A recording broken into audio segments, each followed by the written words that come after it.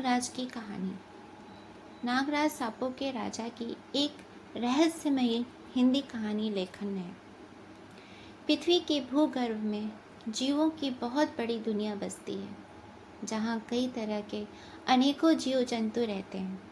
उन्हीं में से एक प्रजाति सांपों की भी है, जो धरती के अंदर अपना साम्राज्य बसा चुकी हैं।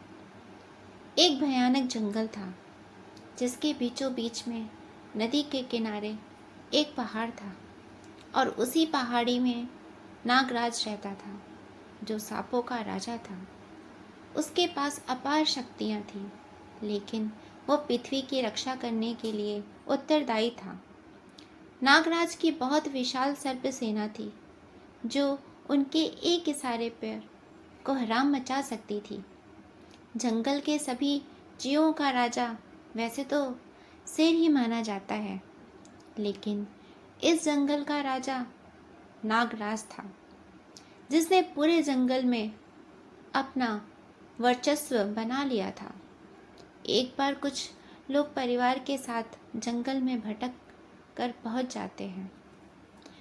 परिवार के सदस्यों में 2 पुरुष, 2 महिलाएं, 2 छोटी बच्चियां और एक छोटा बच्चा भी था।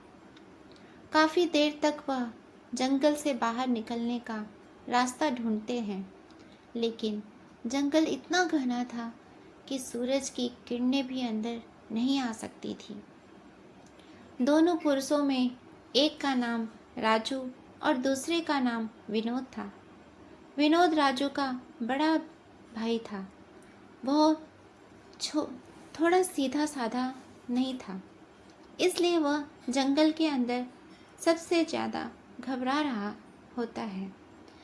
परिवार का सभी सदस्य विनोद को समझाते हैं और दिलासा देते हुए कहते हैं कि आप चिंता मत करो, हम कुछ न कुछ रास्ता ज़रूर निकाल लेंगे। राजू थोड़ा हिम्मती था। वो सभी को लेकर आगे बढ़ने लगता है। बच्चे छोटे होते हैं, इसलिए उन्हें गोद में लेकर आगे बढ़ते हैं। सबसे छोटा बच्चा सिर्फ 5 वर्ष का होता है। उसे जंगल में मज़ा आ रहा होता है। वह ऊंचे ऊंचे पेड़ पौधों को देखकर बहुत खुश होता है। काफ़ी दूर चलने के बाद राजू को एक विशाल पहाड़ नज़र आता है।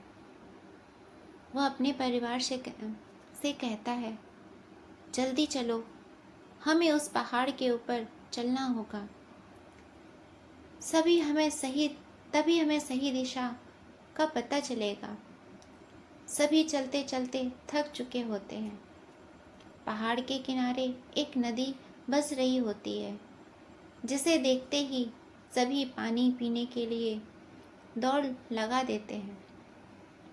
नदी के पास पहुंचते ही सभी पानी पीने लगते हैं। नदी की धारा सामान्य होती है, इसलिए नदी को पार करना आसान था। विनोद और राजू अपने परिवार को नदी पार करवा देते हैं, लेकिन अचानक राजू चिल्लाकर पूछता है, हमारा मुन्ना छोटा बेटा कहाँ है? दरअसल जल्दबाजी में नदी पार करने के चक्कर में छोटे बच्चे की तरफ किसी का ध्यान ही नहीं गया, और वह बच्चा तितलियों का पीछा करते हुए जंगल के अंदर चला गया।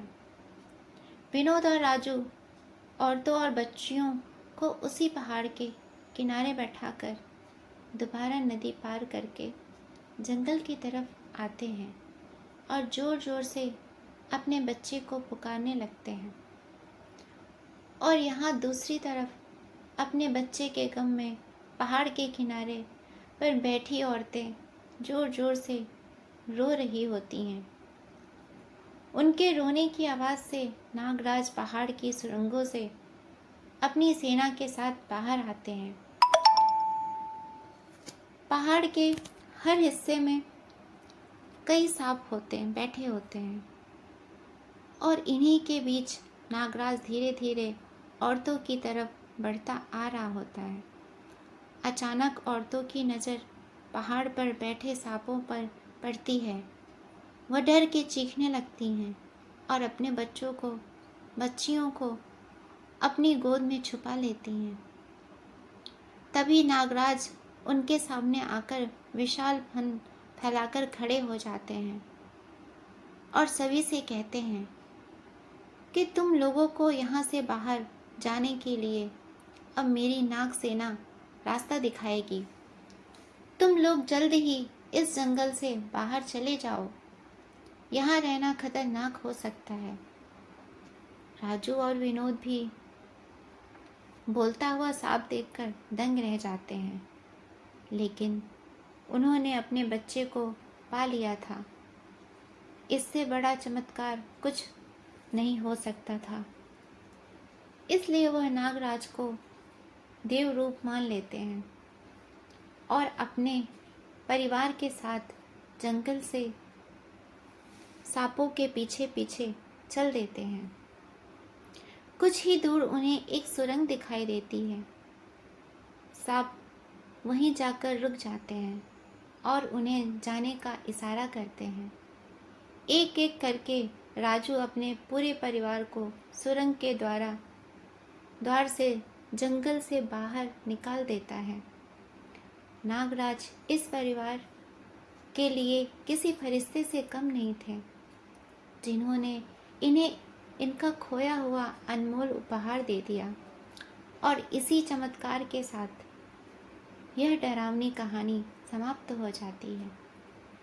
आपको मेरी ये कहानी अच्छी लगी हो तो मेरे चैनल को लाइक और सब्सक्राइब कीजिए। धन्यवाद।